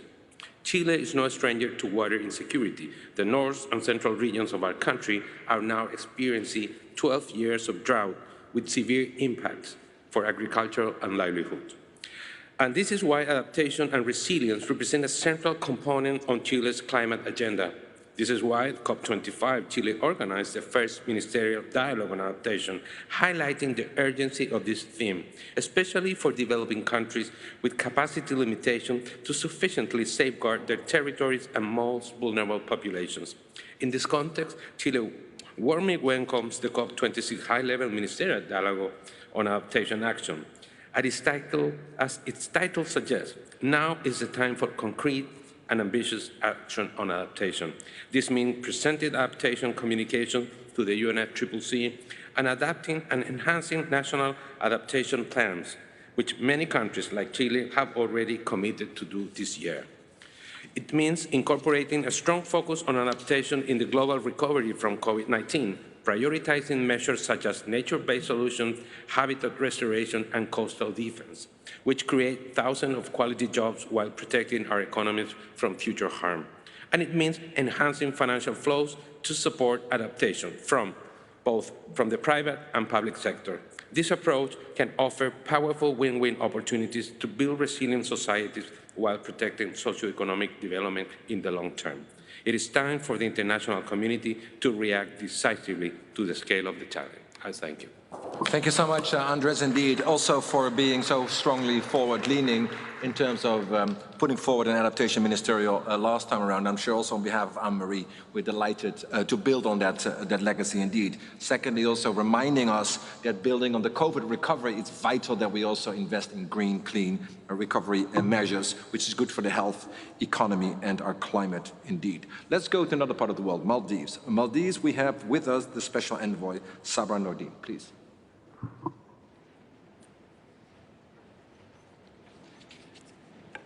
Excellencies, ladies and gentlemen, the Maldives is often cited as an example of one of the most vulnerable countries to the impacts of the climate crisis. As a small island state, these vulnerabilities are inherent. For centuries, our coral reefs have protected our shorelines and laid the foundation for our livelihoods. But now we live in a 1.2-degree world, where our coral reefs cannot adapt to the pace and intensity of global heating. The reality is that the Maldives and other small island states and vulnerable countries do not have the fiscal space to address both our immediate and long-term adaptation goals. But circumstances mean that we often must turn to our strained domestic budgets to do so. Our main challenge is the fact that resources that were pledged for adaptation, such as the $100 billion every year by 2020, have not materialized. We acknowledge that progress is being made, but when the world raised trillions as a response to COVID-19 in 18 months, we question the pace and commitment for climate financing, and specifically for adaptation. We ask that these processes are aligned with the urgency that is required for adaptation in our countries. We know that it is easier to attract partnerships on mitigation. It is seen as more profitable, but we would argue otherwise. Partnering and investing in adaptation now can prevent extensive loss and damage in the future. The Maldives appreciates the efforts by developing countries to increase their financial commitments for adaptation and are encouraged by the increasing interest expressed by partners to collaborate on adaptation. We are well known for our beautiful beaches and coral reefs, but we also have in place adaptation programs that incorporate local knowledge on adaptation that we can share with others. We welcome partnerships that will allow us to expand our local capacity and increase our resilience. We need partnerships to help us stop the shifting baselines of wonder in our ocean. This includes monitoring over 70 protected areas, finding innovative ways to protect our shorelines, and restoring our coral reefs and breakwaters. We need both immediate adaptation measures and longer-term nature-based solutions. I'd like to conclude by noting that there are limits to adaptation, and that these limits become more entrenched the longer we let emissions rise. We have 98 months to halve emissions in order for the Maldives to have a realistic chance of survival. Thank you. Thank you so much for these strong words. There are limits to adaptation, but adapt we must. Let's move now to Vice Minister from, I'm thinking Kyrgyzstan right now. Vice Minister, please, the floor is yours. Ibramov.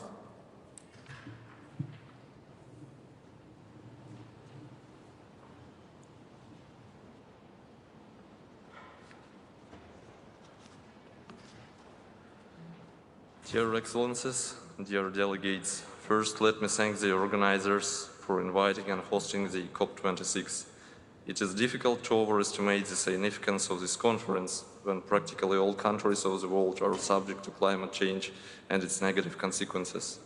The President of our country, His Excellency Mr. Sadir Japarov, has already announced during the high-level Leaders Summit that for the Kyrgyz Republic, a mountainous country In the heart of the Eurasian continent, climate change is a problem of today and disaster in the near future.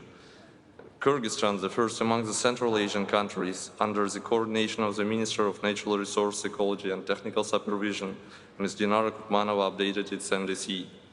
According to the updated NDC, the overall mitigation goal of the Kyrgyz Republic as a contribution to achieving the goal of the Paris Agreement is defined as 44% by 2030, subject to international support, and by 2050 we intend to achieve carbon neutrality.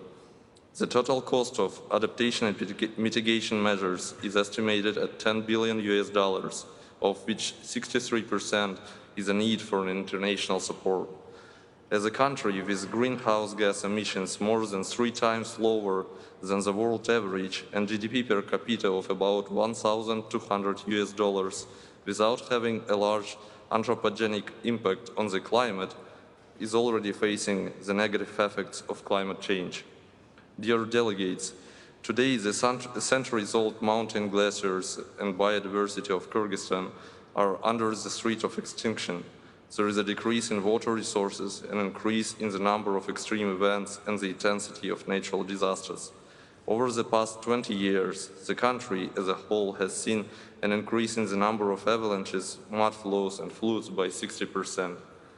As a result, the population, economy and infrastructure of the country are seriously damaged, energy and food security risks are increasing, creating serious obstacles to sustainable development, especially in the context of the COVID-19 pandemic. Realizing the crucial importance of glaciers and accepting responsibility before future generations, we urge to save glaciers from anthropogenic and technogenic destruction, as it happened with the Davidov and Lisi glaciers at the Kumtur mine. At the same time, our country has significant opportunities for expanding the use of renewable energy sources. For example, the country's hydropower potential is used by no more than 10% now. Today, we are ready to cooperate with international funds and development partners on the construction of new hydroelectric power plants and ensuring energy security. In this regard, Kyrgyzstan pays importance to the issues of adaptation and increasing resilience to climate change. Dear ladies and gentlemen, the time has come to make decisions and take actions, and only joint actions can save us from a global catastrophe. We call on everyone to take responsibility for the past, present and future of our planet. Thank you for attention. Thank you so much, Honorable Vice Minister. Indeed, also it's very important to get the voice from Central Asia in this ministerial dialogue. What better way to conclude the ministerial dialogue than turn to my good friend from Kenya, Minister Chibuko. We met the week before last in Nairobi, and you told me when it rains, Africa cries. And when it doesn't rain, Africa cries because of the droughts. So what's the solution? Sir, the floor is yours.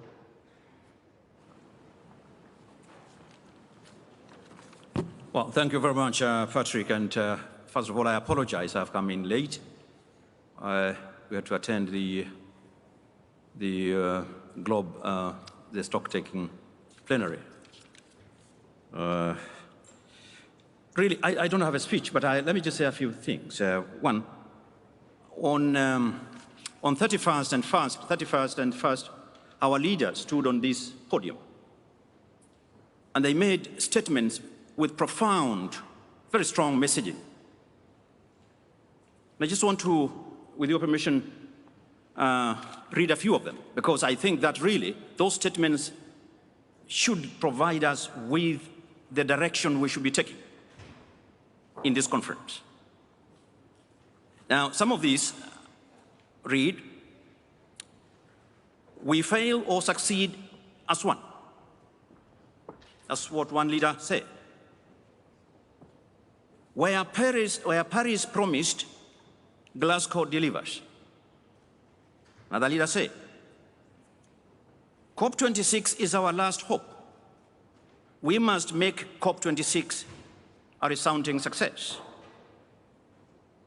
Another one said, "We have the science, we have the knowledge, we have the means, and we agree on the urgency." The long wait is over. The world is watching. Now is the day. Now is the hour. Those were very, very reassuring statements from our leaders. Unfortunately, what we have been witnessing in the last couple of days in the negotiations, subsidiary bodies don't seem to match these very promising statements from our leaders. Now we have reports submitted to us as ministers by the subsidiary bodies. The indications are that these statements from our leaders don't seem to have been taken seriously. Yes, Patrick, I told you, and it's truth, that in Africa, it's an emergency we cry when it rains. It's an emergency we cry when it doesn't. Perpetual state of emergency. For us, this distinction between mitigation, adaptation, and loss and damage is a distinction without a difference. For us, those three are three sides of the same coin. You ask me what is to be done? We know what is to be done. Everyone knows what is to be done. Let's act. There's been too much and too many workshops, retreats, and conferences. And it is always, the time is now, the time has come. Actually, there's no more time. Let's put the money on the table. That is a solution. I thank you. Thank you so much, Honorable Minister, for your strong words. I also I'm noticing that my dear friend, Minister from DRC, Vice Premier on Environment, just arrived. Perfect timing, it's not too late, it's not too early, it's exactly when you need to speak. So why don't we end with a big bang from the Minister from DRC. Please, the floor is yours.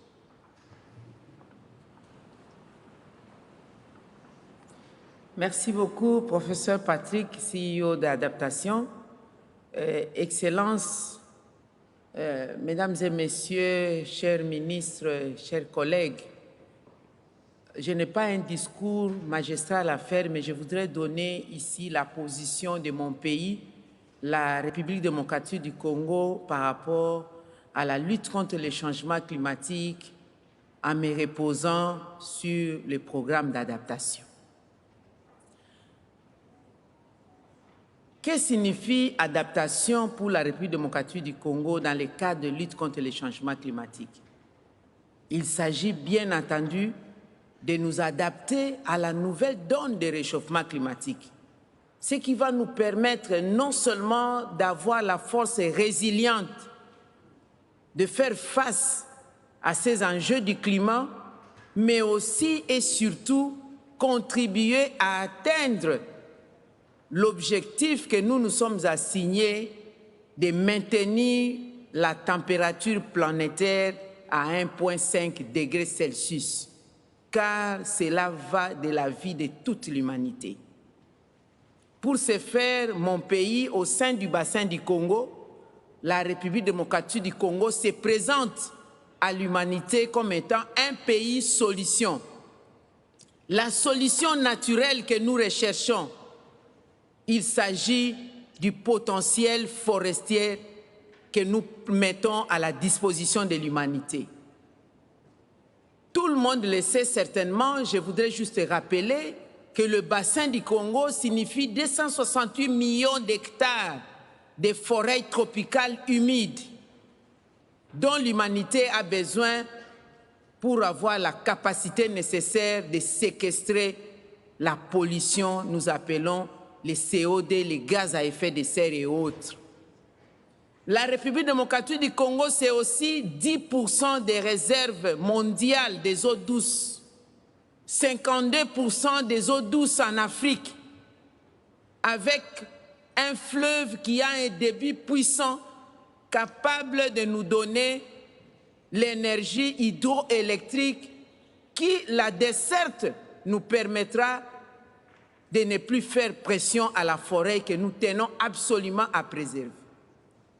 L'adaptation pour nous signifie aussi la République démocratique du Congo met à la disposition de l'humanité ces minerais stratégiques, le cobalt, le lithium, l'acier, le coltan, pour réussir la transition écologique. Et pour nous adapter à cela, il nous faudrait que ces minerais soient non seulement exploités, mis à la disposition de l'humanité, mais transformés localement pour permettre aussi au peuple congolais, au peuple africain d'accéder à un coût abordable de les instruments, l'outil de la transition écologique. Enfin, l'adaptation, c'est que désormais en République démocratique du Congo, dans le bassin du Congo, nous avons changé notre comportement. Nous devons le changer, nous sommes en train de le changer, ne plus cultiver de manière itinérante sur brûlis. Alors il nous faut une compensation, il nous faut de l'échange. Quelle est l'alternative pour que nous puissions nous adapter à la nouvelle culture industrialisée, sans pollution? Il s'agit d'avoir accès aux fonds d'adaptation, accès aux fonds mis à la disposition pour l'atténuation. Il s'agit aussi que nous puissions bénéficier du prix unique, identitaire et équitable du prix de la tonne de carbone. Parce qu'il est inconcevable que nous qui possédons la solution, les forêts tropicales humides nécessaires, notre tonne de carbone puisse être vendue à 5 $ américains, alors qu'ailleurs, la même tonne vaut de 60 à 100 $ américains. Il s'agit aussi qu'on puisse avoir des fonds additionnels, ne pas nous demander que le prix de la vente du crédit carbone, nous puissions encore ponctionner des pourcentages à mettre dans le fonds d'adaptation. Ce n'est pas possible. C'est-à-dire, nous sommes victimes de la pollution, nous devons trouver des solutions nous-mêmes. Il n'y a pas de logique. C'est pourquoi je voudrais en appeler aux États du monde, dont les dirigeants sont ici. Chers collègues ministres, l'union fait la force. Par principe d'interdépendance entre les États, nous devons absolument avoir le même langage, pas seulement au niveau d'Afrique, mais l'humanité tout entière avoir le même langage dans le cadre de la lutte contre les changements climatiques. Je vous remercie. Thank you so much, Minister Bazaibi, for your very passionate plea, a call for action, but also reminding us, a country such as yours in DRC, you're not waiting, you're moving, but you're reaching out your hand to development partners to work with you, including on adaptation, but not limited to it. This brings us to an end of this, I think, very inspiring ministerial dialogue. And before I just conclude the meeting, I would like to bring up Anne-Marie again to the lectern, just to share some reflections on behalf of the UK presidency. Anne-Marie, please.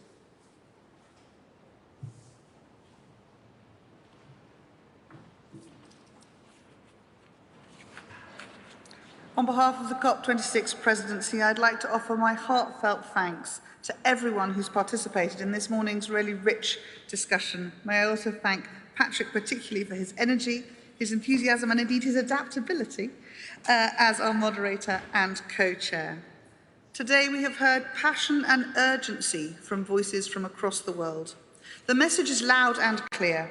There is an imperative to act on adaptation, loss and damage. The most vulnerable are being affected right now. However, I think we should be encouraged by the progress that we are making. Today we have heard inspiring stories and examples of innovative, locally led action. We have seen new adaptation plans published. We have heard new announcements for more adaptation finance and commitments for more ambition and collaboration, especially for the most vulnerable, such as women and girls. We are turning words into action, but we do have much further to go. The COP26 presidency will continue to champion this important agenda beyond Glasgow. We are committed to closing the adaptation gap. So we will work closely with the incoming COP27 presidency, the African COP, that will put adaptation, loss and damage front and centre. And we will continue to work with all of our partners and through our coalitions to drive this agenda forwards. So thank you all for your time and commitment, and we look forward to the road ahead together. Thank you. Thank you so much, Anne-Marie. Also a big hand of applause for the UK presidency, for your leadership, Anne-Marie, for Vijay, Vel, Mark, Deirdre and others for really pulling this very important ministerial dialogue together. So let me try to conclude this meeting rapidly. The impacts of climate change are at our doorsteps today. Thousands of lives are lost today and millions are impacted today. We have heard ministers here on stage and other panels before. Finance flows and adaptations are not sufficient yet, but we are increasing our ambition in that regard. I think this also has been a very exciting meeting full of new commitments, including from those here on stage with me right now. So thank you, honourable ministers. Based on today's commitment, my impression is adaptation action across the globe is unstoppable. We've heard very significant announcements last week. We hear now very significant announcements today. So I would like to take the liberty to closing the meeting by using the words of my fellow countrywoman. The Olympics last summer, the Dutch athlete Sifan Hassan, originally from Eastern Africa, she ran 3 epic races. The 1,500 meters, the 5,000 meters, and the 10,000 meter. And for the first time, a person, in this case a woman, won 2 golds and 1 bronze medal. From Eastern Africa, now a Dutch citizen. So before these epic races, she was interviewed and said, well, what do you think? What's going to happen? And she said, it's going to be hard, but hard is not impossible. And that's precisely what it is with our adaptation agenda. It's going to be hard, but hard is not impossible. I want to thank you all for your commitments and your contributions. Let's all do our part. Thank you. The meeting is closed.